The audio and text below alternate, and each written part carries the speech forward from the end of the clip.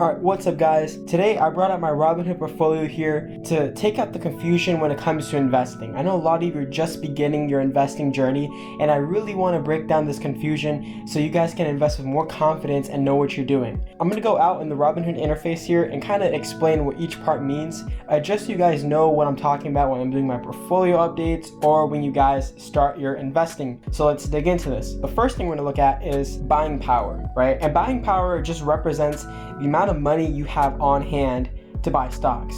So right now I have $18,380 in hand right now that I could use to buy stocks or options with. Of course, you can increase this by working. I'm gonna link the video up here about ways to make money. So you can increase it by working, or you could also borrow money from Robinhood and invest it. This is called investing on margin. You will have to pay this money back, and it does come with an interest rate, and you'll only be able to do it if you have Robinhood Gold. I don't recommend beginning investors to do this, as I'm a bit more experienced. I haven't even thought about using margin, but when the opportunity comes around and I don't have enough money and I'm willing to go into debt to invest, then I'll think about using margin. The next thing I want to talk about is premium. So let's go over here to Lemonade real quick for me to show you that. Premium is the cost of buying an option. And if you're the option seller, this premium gets paid to you. If you're the option buyer, this is the expense you have to pay in order to own the option. The third term I want to bring up is positions. And so positions really go on to mean what type of stocks you have, how many of them, and what they're worth. So these right here would be my position. And I should also say positions include options too. So when I talk about positions, this is what I'm referring to. All right, so some of you may be wondering what options are. And while I want to dedicate a video specifically to options, let's just go ahead and just briefly talk about options here. So now we're here in something that's called the option chain. And this is just something here that looks really complicated, but it just shows you all the different options that are out there. You have the dates to expiration, you have calls and puts. And so some of you may be wondering what a call option is. So a call option gives you the right but not the obligation to buy 100 shares at a certain price. And these are the prices here that you can pick. So let's say in this example, for me to buy this option to buy 100 shares of Lemonade for $160, it's gonna cost me $1,040. Now, why would I pay to buy Lemonade at $160? Well, if Lemonade ends up going from $160 up to $170, then this option is going to gain $10 per share. So instead of it being worth $10.40, it's probably going to be worth somewhere closer to $20 at least.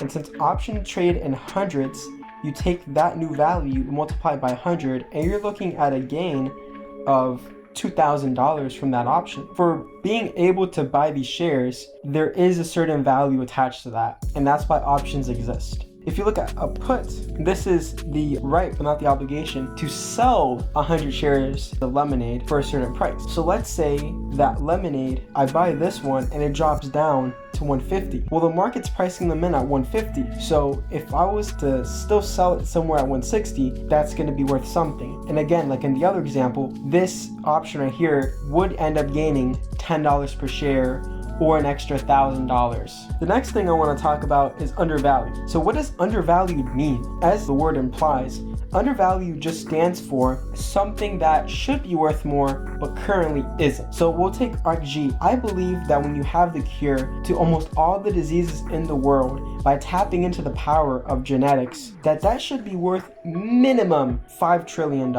Right now, this is worth not even close to that. This right now is worth roughly 10 billion. And granted, it is an ETF. It doesn't actually represent the worth of those companies. It'll probably be closer to 100 billion. But still, right now, I think that ARKG is really undervalued when you consider the long term. On the flip side, I'm going to go over to a stock here that I think is overvalued over the long term. So we have your ExxonMobil, an oil stock. With all the clean energy that's going on, I think that $185 billion may be too expensive to pay for a company that has significant risk of going downhill. So that would be an example of overvalued, meaning that what it is right now is way over what it's actually worth. Another example would be Tesla. So I believe that right now Tesla has no one pricing in autonomy into the stock. Just now, Wall Street is starting to reel their heads towards Tesla and give it the appreciation it deserves. But full-on autonomy is something that is worth trillions of dollars. Right now, Tesla is only worth 751 billion. So if Tesla is able to get autonomy,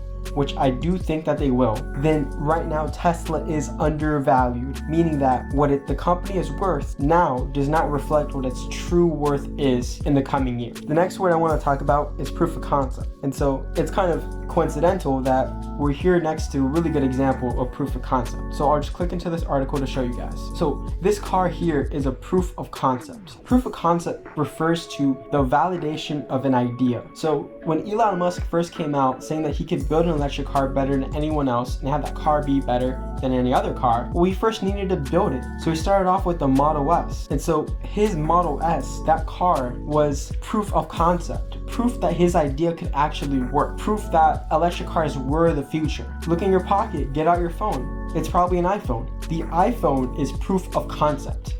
Proof that smartphones work. Proof that smartphones are great. You're probably wearing AirPods right now listening to them. AirPods are proof of concept. A product that is really good by someone that is trying to change the future would be a good example of proof of concept. Alright, there you have it, guys. I hope this video clears up a lot of confusion with the market jargon that I use in a lot of my videos. If you guys still don't understand any words or would like me to go over any other market jargon, please drop it below in the comment section. I read every single comment and I try to respond to every single comment to help you guys out the most. Thank you so much for watching and have a great one.